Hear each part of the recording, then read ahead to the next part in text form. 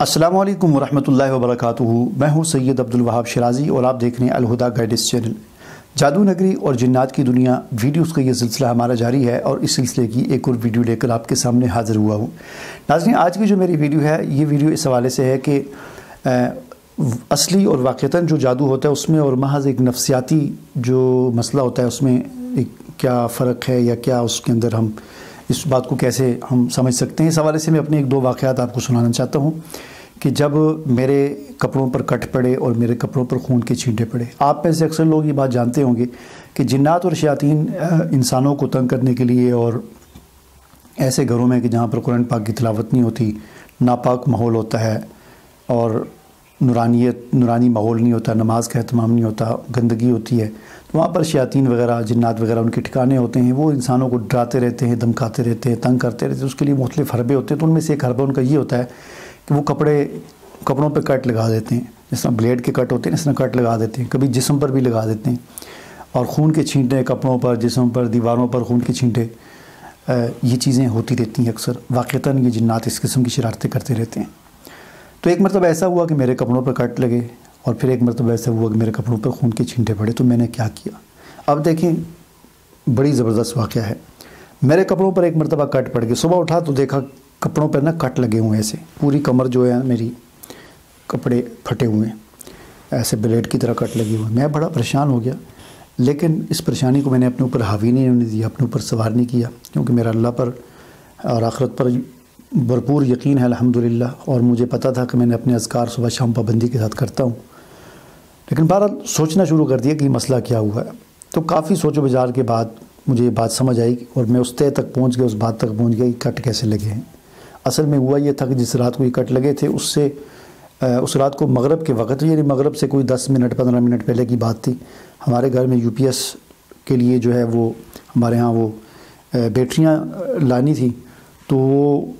گلی ہماری خراب تھی، سیوریج کا کام لگا ہوا تھا، تو رکشہ جو ہے وہ گلی کی نکڑ تک آیا، وہاں سے آگے وہ آیا نہیں۔ تو وہاں سے آگے اس بیٹری کو ہم نے موٹر سائیکل پہ لانا تھا، تو میں موٹر سائیکل پہ بیٹھا اور میرے ساتھ دوسرا جس نے بیٹری پکڑی ہوئی تھی اس نے میرے پیچھے کمر کے ساتھ جوڑ کر بیٹری کو رکھا اور اس کے پیچھے وہ خود بیٹھا، اور اس طرح ہم نے 2 بیٹریاں 2 چکر لگائے اور وہ وہاں سے نکڑ سے لے کر اپنے ادھر تک لے کر آئے۔ اب بیٹریاں تو نہیں تھی، لیکن بیٹریوں کے ساتھ ظاہر ہے اس کے اندر تیزاب ہوتا ہے، اس کے ساتھ ہلکا ہلکا تو لگا ہوتا ہے۔ تو وہ بیٹری جو میرے ساتھ ٹچ ہوئی تو جو تھوڑا تھوڑا تیزاب کے قطرے وغیرہ یا کچھ بھی جو تھا وہ جہاں جہاں لگا میری کمر پر وہاں اس نے اس کو کاٹ دیا۔ یہ کپڑے کو، قمیض جو تھی کاٹن کے کپڑے تھے اس کو کاٹ دیا اور کٹ لگ گئے۔ شام کا وقت تو اس وقت اتنا دھیان نہیں کیا، صبح اٹھے تو دیکھا سارے کٹ لگے ہوئے ہیں۔ تو اس طرح سے وہ چیز اس کی تہہ تک پہنچ گئی۔ اب اگر مجھے اس بات کا علم نہ ہوتا یا اس بات کو میں اپنے اوپر سوار کر دیتا تو میں پریشان ہو جاتا کہ یہ اب جنات میرے ساتھ چھیڑخانی شروع کر دی ہے، مجھ پر جادو ہو گیا ہے، ٹھیک ہے۔ اسی طرح ایک مرتبہ میں نے دیکھا میرے جسم پہ خون کے چھینٹے پڑے ہوئے، کپڑوں پر، ادھر ادھر بازوؤں پہ، یہ آگے دامن پہ۔ میں اس وقت بھی بڑا پریشان ہوا شروع میں، لیکن پھر میں نے اس پریشانی کو بھی اپنے اوپر حاوی نہیں کیا، بلکہ میں نے سوچنا شروع کر دیا کہ یہ خون کے چھینٹے مجھے کہاں سے پڑے ہوں گے۔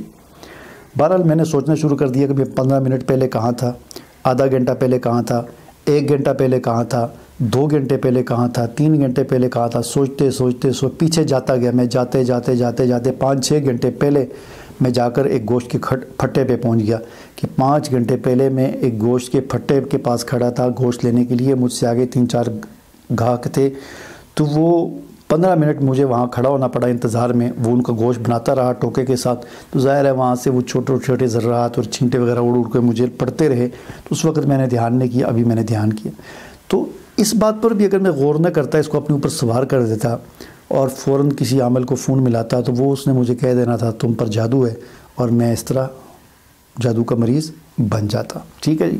تو عرض کرنے کا مقصد یہ ہے کہ بہت سارے مسائل اسی قسم کے ہوتے ہیں۔ مثلاً ایک آدمی بیمار ہے، وہ ڈاکٹر کے پاس گیا دوائی لینے کے لیے،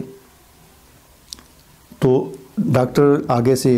جو اس نے صحیح تشخیص نہیں کی، جیسا کہ عام طور پر ہوتا ہے آج کل ڈاکٹر جو ہے ان کا کام جو ہے وہ پیسہ کمانا ہے، محض کمپنیوں کی دوائیاں بیچنا ہے، تو وہ نہ تو مریض کو چیک کرتے ہیں، نہ اس کی نبض دیکھتے ہیں، نہ اس کو تھوڑا سا کوئی اس پہ ہاتھ پھیرتے ہیں، کوئی تسلی دینے والی اس طرح دعائیں نہیں، بس جاتے ہیں کیا اچھا یہ تو وہ جو میڈیکل ریپ نے اس کو جو آ کر پٹی پڑھائی ہوتی ہے کہ یہ دوائی آپ نے فلاں مرض کے لیے، تو وہ میڈیکل ریپ نے جتنا سبق اس کو لیکچر دیا ہوتا ہے، تو وہ ڈاکٹر اس کو وہی دوائی جو ہے نا اس کی وہ لکھ کر تو پرچیاں پکڑا دیتے ہیں بس، ٹھیک ہے۔ تو اب اس سے وہ کیا ہوتا ہے کہ بعض اوقات مریض ٹھیک نہیں ہوتا، بعض اوقات دوائی ٹھیک نہیں ہوتی چونکہ تشخیص صحیح نہیں ہوئی ہوتی، اور بعض اوقات تشخیص صحیح ہوئی ہوتی ہے لیکن چونکہ ڈاکٹر نے مریض کی طرف دیکھا بھی نہیں، اس کو ٹچ بھی نہیں کیا، تو اس سے وہ مریض کو تسلی نہیں ہوتی، تو لہٰذا وہ نفسیاتی طور پر ٹھیک نہیں ہوتا، تو دوائی بھی اگرچہ دوائی ٹھیک ہوتی ہے لیکن وہ ٹھیک نہیں ہو رہا ہوتا۔ یہ ایک بڑا حربہ ہوتا ہے